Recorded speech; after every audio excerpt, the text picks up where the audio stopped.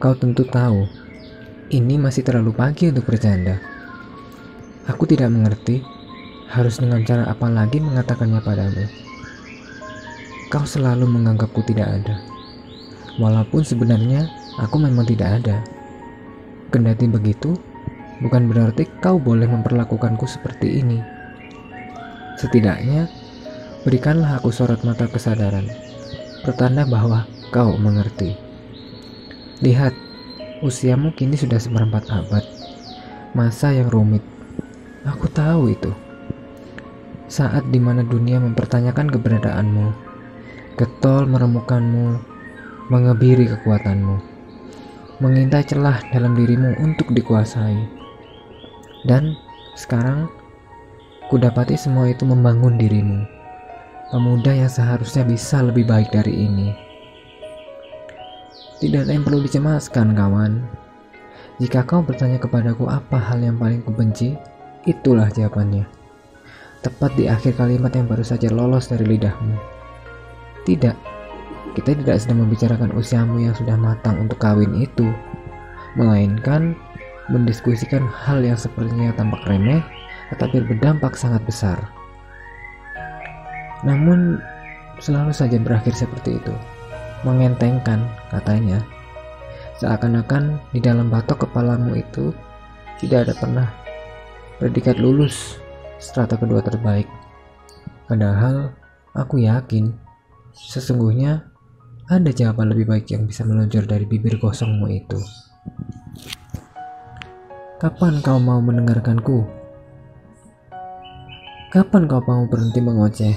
Katamu membalas perkataanku. Mataku terpejam, mengebuskan napas pendek, menelan ludah. Hiduplah untuk menikmati, tidak untuk mengeluh, bro.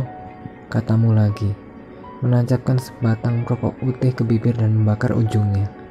Kelima kalinya.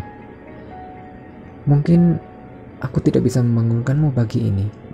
Baiklah, sekali lagi akan kubiarkan dia mengonsumsi morfinnya, selama masih batas wajar untuk sepagi ini. Terkadang aku tidak habis pikir, bagaimana bisa dia mengawali hari ini dengan bentuk gurauan semacam ini.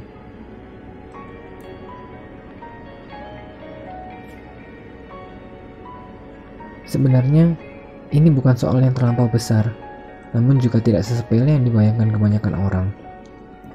Ini bicara soal prinsip, tentang bagaimana cara menjalani hidup dengan cara yang semestinya. Dan, menurutku, dari bagian inilah kaidah itu dimengerti. Untuk kemudian, sepotong demi sepotong, diperbaiki. Dampak dari repetisi harianmu ini bisa menimbulkan gejala-gejala lebih buruk daripada ini. Dan, kau memintaku berhenti. Jika tidak, aku akan mengemban risiko terburuknya. Peduli setan dengan omongan itu, bro. Inilah bagian paling menyebalkan berikutnya. Bukan hanya karena dia kerap kali mengabaikanku, melainkan lebih pada sebuah ironi. Lihat, dengan sangat fasih dia mengulangi kalimatku dengan sangat presisi. Tak terlewat satu kata pun, kecuali sesuai dengan yang kukatakan. Kali ini, dia mengadisi satu kalimat baru. Seharusnya, jika dia pandai melakukannya, maka dia tak kunjung terbangun. Eskapisme, begitulah istilah yang tepat untuk menggambarkanmu. Sebenarnya, aku tidak suka memberimu gelar itu. Namun, dengan sikapmu yang seolah tak ingin memberikan makna sedikit pun kepada dunia, sesungguhnya kau harus memelas karenanya. Sebab, selain kau adalah pengecut, kau adalah korban. Kalian tahu? Sejujurnya aku juga memakai morfinku. Sesuai dengan dosis harian tentunya. Morfinku adalah mengingatkanmu. Meskipun mulutku berbusa atau aku harus mati karenanya, aku tidak peduli. Setidaknya inilah caraku mengapresiasi bingkisan dari majikan kita. Kalau waktuku sudah habis, aku tidak akan menyesal. Toh aku sudah membawa bekal. Yang jelas tentu tidak cukup untuk babak berikutnya. Namun, di samping itu, aku berharap kau juga membersamaiku melewatinya. Jangan lupa memakan nasi gorengnya, sudah kusiapkan, jawabku, sambil mengamati daging tipismu itu, menggeleng, merabahkan punggung di kursi. Menurutku dia itu menyebalkan. Entah sampai kapan, atau sejak kapan juga dia selalu berdiri di belakangku, mengawasiku seperti bayi yang butuh pengasuh. Berulang-ulang kali aku selalu mengenyahkannya, baik dengan fluksotin atau berselancar di dunia maya, dengan maksud mengabaikannya. Akan tetapi, aku tidak tahu mengapa dia begitu rajin membuntutiku. Ya, kecuali untuk aku ketika berada di dalam toilet, baik untuk buang hajat atau membasuh diri. Dan aku juga tidak tahu siapa dia sebenarnya dan apa maunya. Meskipun aku terlihat baik-baik saja, dengan mendengar racauan-racauannya itu, sesungguhnya tidak sedemikian. Ya, tapi bagaimanalah. Aku pernah mencoba menggorok lehernya dengan pisau dapur. Justru dia berhasil membelokkan pisau itu kembali ke arahku, seolah-olah dia memiliki segenap jurus silat yang bahkan aku tidak tahu dari mana dia belajar. Apakah dia sosok khayalanku? Mungkin saja. Apakah dia seorang genderuwo yang menjelma manusia? Entahlah. Atau dia sosok jin yang melengkap denganku saat aku melewati tempat angker tanpa permisi? Bisa jadi. Namun satu hal yang pasti adalah aku tidak pernah sekalipun menyetujui kehadirannya di hari kehidupanku. Tidak pernah sekalipun. Telingaku kerap sekali panas pada awalnya, sebab lelaki yang mungkin seusia denganku, dengan rambut kelimis, cambang memukau, dan sepasang matanya yang digelayuti kehitaman itu tak pernah lelah mempertanyakan kegiatanku. Katanya, ada yang sedang mengawasiku dari kejauhan dan menunggu untuk mengendalikanku. Katanya, segerombolan binatang buas berwujud manusia siap mencopetku. Katanya juga, kegiatanku ini hanya memboncengi petaka dan entahlah, sangat banyak sekali yang dia ucapkan. Bosan sekali aku mendengarnya. Lagi pula, apa pedulinya? Bagiku jelas ini melelahkan. Sama halnya ketika mendapati ibuku mengoceh soal hasil belajarku, atau sebagaimana ayahku menggelontorkan keluhan tentang sempitnya kesempatan yang jatuh kepadaku. Mereka kerap sekali mengguruiku tentang hidup yang seharusnya. Menurutku itu baik, namun di zaman mereka, tidak pada zaman sekarang.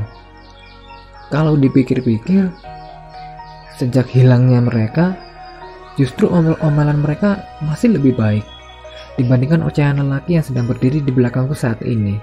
Lihatlah, sebagi ini dia kembali, menjejalkan setiap omong kosongnya lagi kepadaku. Aku akan lebih senang jika kamu menghapusnya, katanya. Hei, sejak kapan aku peduli soal perasaanmu? Aku meletakkan ponselku.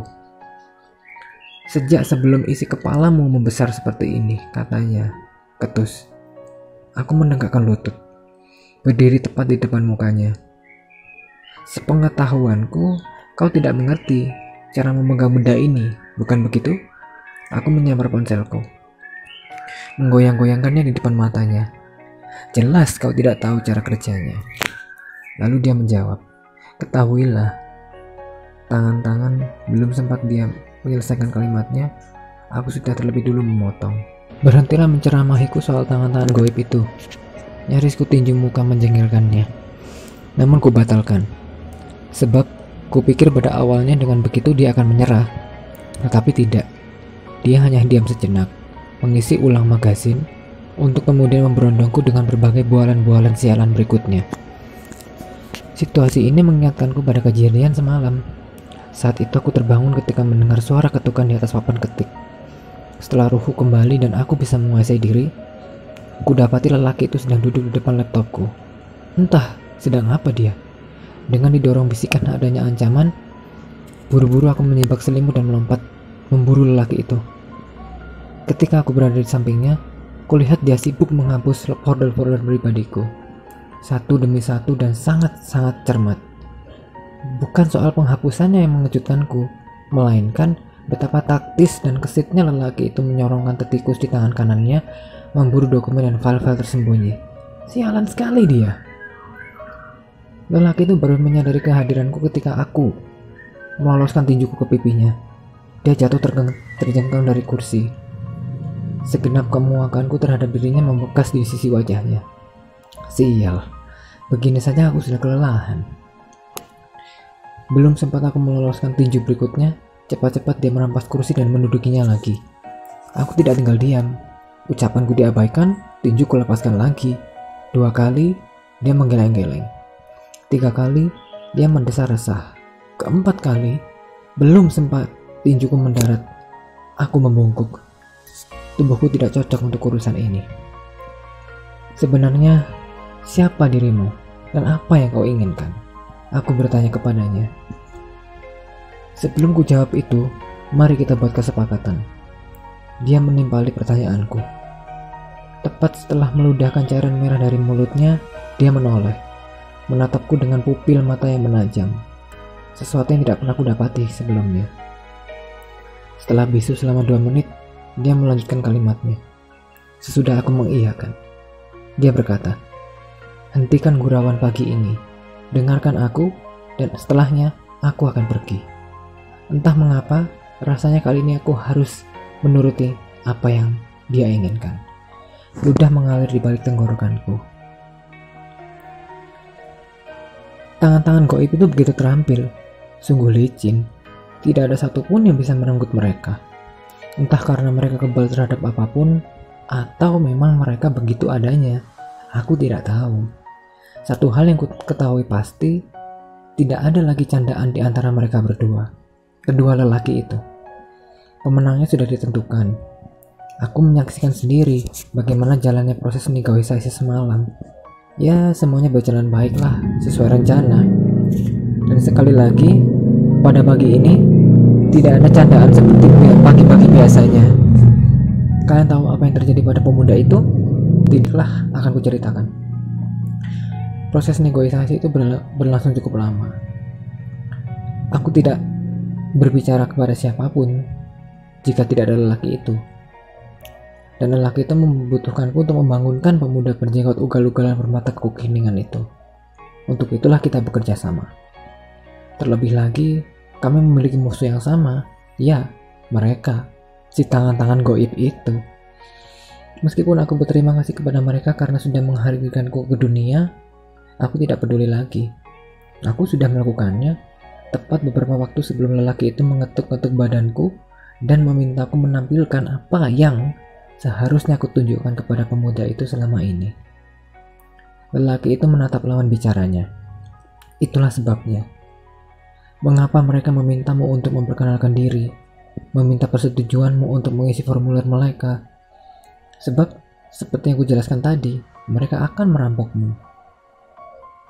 Jadi, selama ini, bagi pemuda itu, si pemilik diriku, dia merasa sangat ganjil. Lain kali coba kamu buka telingamu dan mulailah mendengarkan orang lain. Lawan bicara pemuda itu menjawab.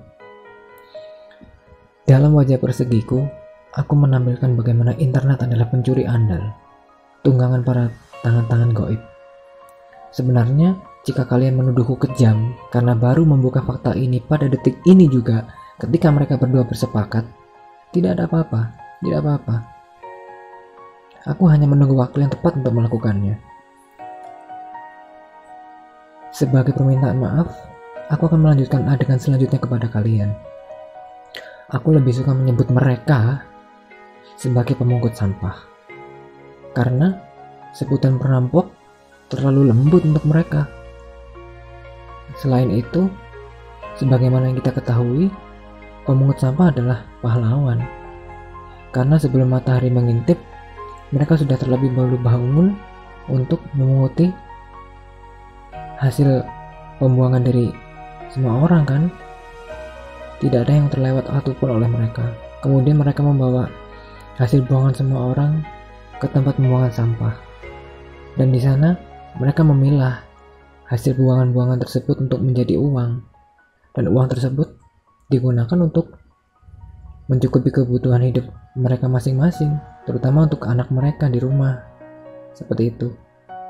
Namun, berkebalikan dengan pemungut sampah yang kubicarakan tadi, para pemungut sampah ini sungguh pandir. Saking pandirnya, sampai aku pun terlena. Jika saja lelaki itu tidak menolongku, bisa saja aku selamanya menjadi budak mereka, menjadi jalan menghubung antara mereka dan manusia yang berada di depan muka aku. Mereka sungguh taktis dan canggih dalam melakukan apa yang mereka inginkan. Mereka merangkumnya dengan berbagai istilah yang manis, atau kita bisa katakan dengan istilah jual beli. Mereka menggunakanku untuk mencuri berbagai data yang ada pada diri manusia, dan mereka melakukannya untuk uang, apalagi. Dan mereka berlagak seolah mereka adalah sebaik-baiknya pelindung. Dan karena sekarang Nusantara tidak baik-baik saja, ini adalah kesempatan yang lebih besar lagi untuk mereka memanfaatkan waktu ini untuk melancarkan misi mereka lebih baik lagi. Karena semakin masyarakat dibuat tidak berinteraksi secara langsung antar individu dan membuat mereka harus menggunakan perantara yang tidak bersentuhan antar individu, maka inilah kesempatan mereka. Dan mereka menggunakan berbagai alat-alat digital untuk melancarkan misi mereka masing-masing. Dan kini matahari terkerek naik, membersamai cahaya yang menembus kerai-kerai jendela. Sesuai janjinya, lelaki itu pergi, menyisakan pemuda itu yang masih menatap lekat wajahku. Matanya melirik dari kanan ke kiri dalam runtutan sistematis. Matanya berhenti berputar-putar ketika menangkap sebuah pesan. Itu adalah pesan dari lelaki itu sebelum dia berpamitan beberapa menit yang lalu. Dia berkata, "Kamu bertanya, siapa aku? Aku adalah sebagian dirimu yang ingin membangunkanmu. Kuharap ini bisa membayar kekesalanmu padaku selama ini. Tentang siapa aku sebenarnya. Terima kasih sudah membuka mata. Terima kasih untuk pagi tanpa gurauan-gurauan itu lagi. Selamat, kamu menang."